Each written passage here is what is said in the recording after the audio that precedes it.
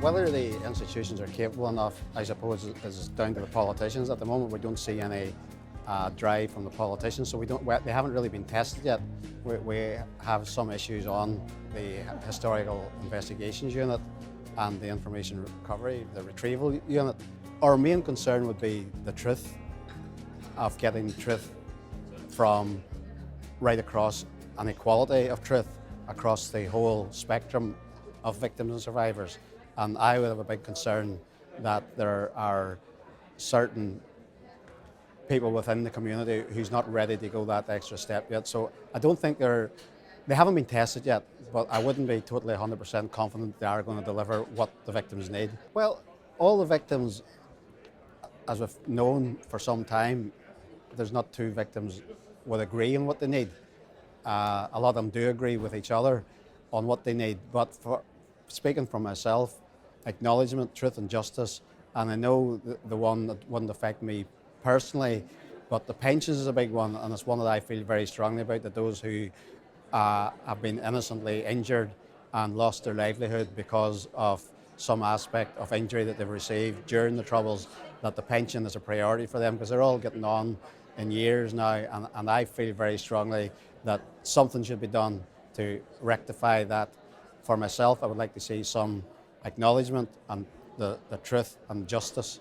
I think justice is one thing that everyone eventually would say they would like to see, but as we go on, that's getting less and less likely for a lot. I think what needs to happen is the government needs to take a lead in this and stop coming up with obstacles. And it's not only the government. On both sides, I believe it's Sinn Féin and the government are at loggerheads on the particular aspect around national security. Some of the victims would see that that's just another stumbling block put in the way. There are many other things that have been very, very difficult to solve over the years, and these have been solved because there's been a willingness to do it. We just think that there's too many vested interests on each side, and the victims who are the ones that there's no vested interest on each side other than seeing what's best for themselves is the ones that are left out, and they're the smallest, they're in the minority when it comes to the politics of the whole thing. So to move the thing forward, there needs to be some sort of acknowledgement that the victims are first, should come first, and not the party politics. I think it's good to see now that they are taking a collaborative approach,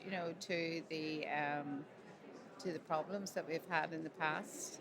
I think before, everybody didn't know what everybody else was doing. So hopefully now this joined up approach that they're moving forward with will be deliver results. We have been looking for a pension because we weren't, after we got hurt, I got hurt in a bomb, so I wasn't able to build up a pension because I wasn't able to work. And we are asking for a pension, but they seem to be putting it that it's in front of you, but some of us don't have that many years left.